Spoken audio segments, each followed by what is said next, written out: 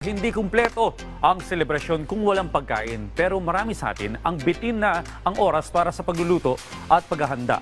Kaya perfect dito ang mga nasa catering businesses na life-saving tuwing handaan. At ngayong Pasko, alamin natin ang istorya ng isang catering business owner na patok ang kanyang negosyo. Panoorin po natin to. Hi, I'm Chef Patrick Lim. We specialize in Filipino and Chinese food.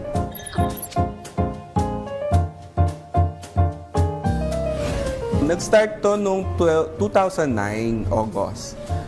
Sa isang maliit na community sa may Balot, Tondo, Manila. Kaya ako nag-restaurant business. Mahilig talaga ako magluto every time.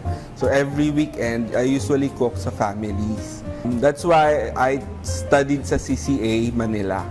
Then after that CCA Manila, nag-New Jersey po ako for internship.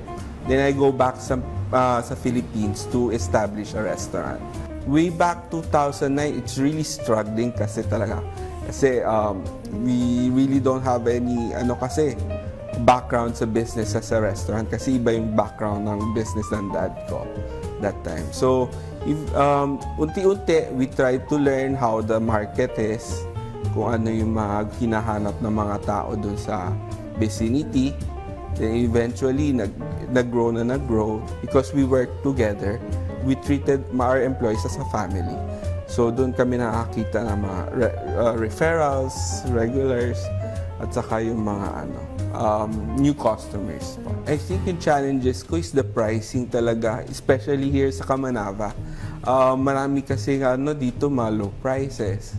So we try to set our prices na hindi naman masyado mataas, hindi masyado mababa. Pinamahalaga thing na para sa success ng negosyo mo is pray and hard work.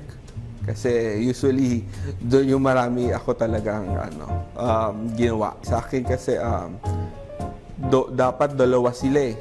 Kung puro hard work ka, wala ka namang pray for kay God, parang imbalance. So, dapat both talaga sila para to overcome all the challenges you encounter sa pagninegosyo.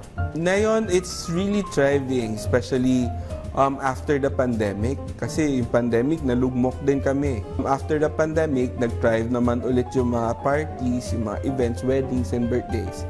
Right now, sa December, marami naman na kaming dito usually kasi bumabawi yung mga caterers, it's per months.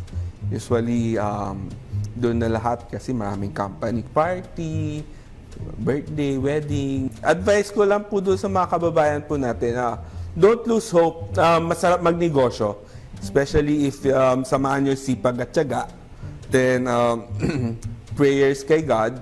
I think we can all conquer all the struggles, mga problems natin sa negosyo. Basta sa negosyo, sipag at tiyaga at prayers, kaya natin lagpasan lahat ng problema dito sa negosyo. Kaya naman, tara, negosyo tayo.